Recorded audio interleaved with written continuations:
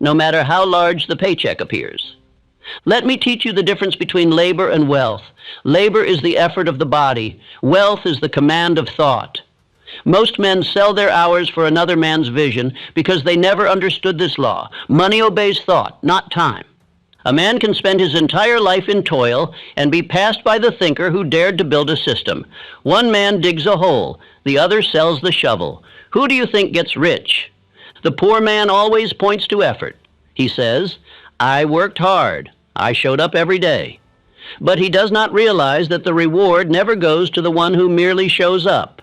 It goes to the one who builds leverage, the man who, through definite thought, creates something that works without him. Andrew Carnegie worked once and profited forever. He did not simply swing hammers in a steel mill.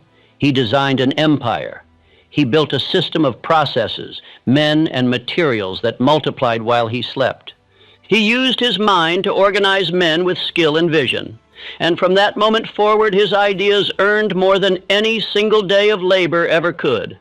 That is the secret the worker never learns, that the mind is the only true factory of fortune. Yet you have been trained differently. From youth, you were taught to associate hours with income, to believe that your value is based on how much time you give. But time is a poor man's currency. It is the one thing you can never earn back. And every time you trade it for someone else's dream, you are selling the only thing that is truly yours. The truth is this: men were trained to work, not to think. They were trained to obey, not to build. And now they wonder why they labor for a lifetime and have nothing to show. It is not injustice. It is programming. And it must be broken. You cannot continue to believe that more effort will bring more freedom. It will not. What brings freedom is ownership.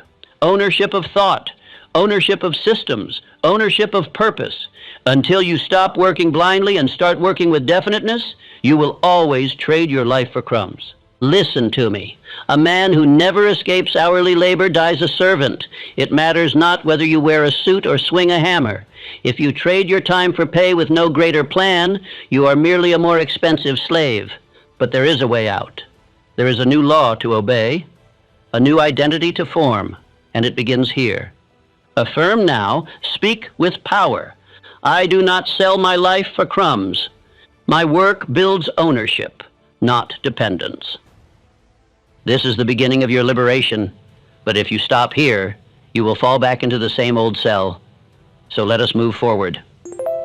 Shedeur Sanders, once projected as a top 10 pick, fell to the 5th round, not because of talent, but because of a clause so disruptive, it's being called the Prime Equity Clause. Built into Sanders' rookie deal with the Browns is the Prime Equity Clause, a revolutionary provision that gives him a direct cut of revenue from merchandise, sponsorships, and promotions tied to his name, image, and likeness. In short, if his jersey sells, he gets paid, not just a bonus, a partnership. This flips the power dynamic. Players become brands. Owners lose monopoly over marketing profits. If this clause spreads, the NFL's tightly controlled revenue model could unravel, and that's exactly what the league fears. Despite a modest $4.6 million rookie contract, Sanders has reportedly earned $14 million in commission from $250 million in jersey sales. That's more than most first-rounders. His brand is thriving, and the NFL didn't see it coming. Imagine a future where rookies negotiate equity, not just salary, where athletes own their media, monetize their likeness, and build empires from day one. Sanders' clause isn't just a contract, it's a blueprint. It took the charisma of Deion Sanders' son, a player raised in the spotlight, fluent in media, and fearless in negotiation, to pull this off. Shedeur didn't just inherit talent, he inherited leverage. But the NFL pushed back. Sanders' draft slide wasn't just business, it was punishment. A quiet message: challenge the system, and will cost you millions. Is that fair, or is it fear? With Sanders proving the model works, it's only a matter of time. The Prime Equity Clause is here, and the NFL can't stop it, only adapt.